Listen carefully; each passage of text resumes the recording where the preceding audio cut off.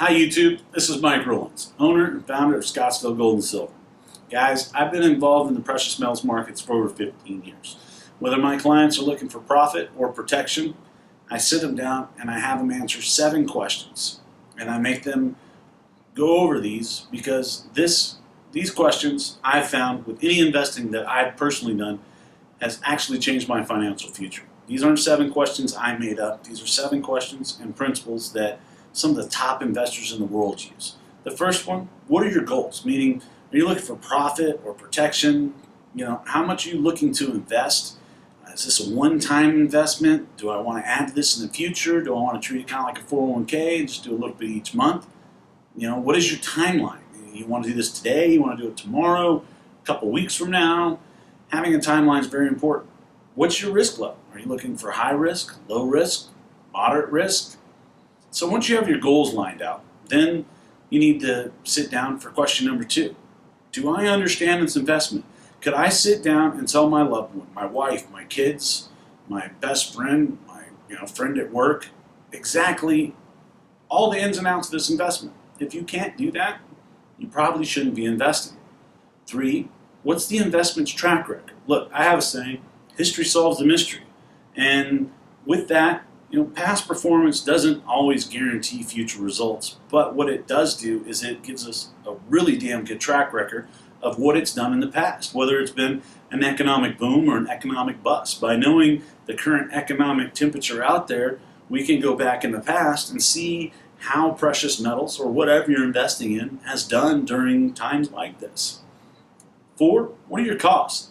Here at Scottsdale Gold and Silver, we're very transparent. We let you know exactly how much it's going to cost you to buy today and sell tomorrow.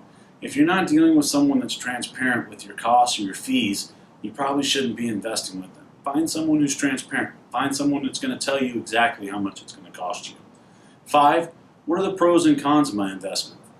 I'm a list guy, and I make all my clients write down the list of the pros and cons. Not my pros and cons, not the market pros and cons, but their pros and cons, how it relates to them.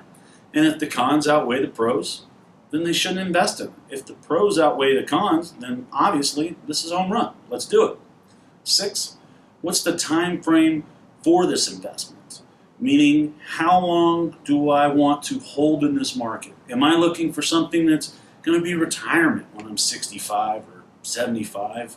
Or is this something I want to hold for 3 to 5 years, a moderate hold? Or is, hey, I'm looking to make a short-term investment with a good return. So understanding your timeline, this is key because this will have you look at the right products for what you're trying to do. If you take a short-term investment and try to put it into a long-term strategy, it doesn't work out very well. Or if you take a long-term strategy investment on a short-term scale, it's, again, not going to work. So knowing your time frame is very important. 7, I think, is the most important question. And this would have helped a lot of people in 2008 or in the tech bubble of 2000, just understanding an exit strategy and knowing your exit strategy.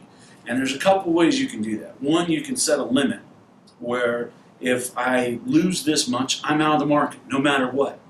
That way you can take your emotion out of it.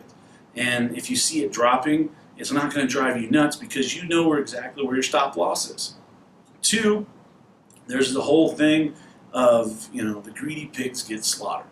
Well, if you stay in too long, you could end up dropping like a rock. And if you don't have that exit strategy set up, then it could happen to you. Look, warning signs are all over. And example, 2008.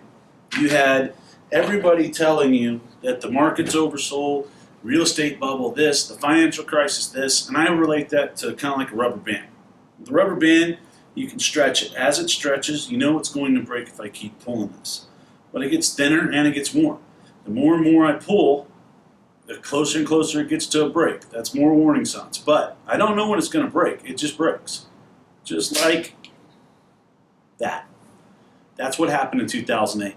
People went to work one day and they didn't have a job the next. Your house was above water one day and it was below water the next. Tech bubble in 2000, stock market crash in 87, oil and gas crisis back in the 70s. When things break, they just break. There's a lot of warning signs, but if you have an exit strategy, you're not going to get hurt.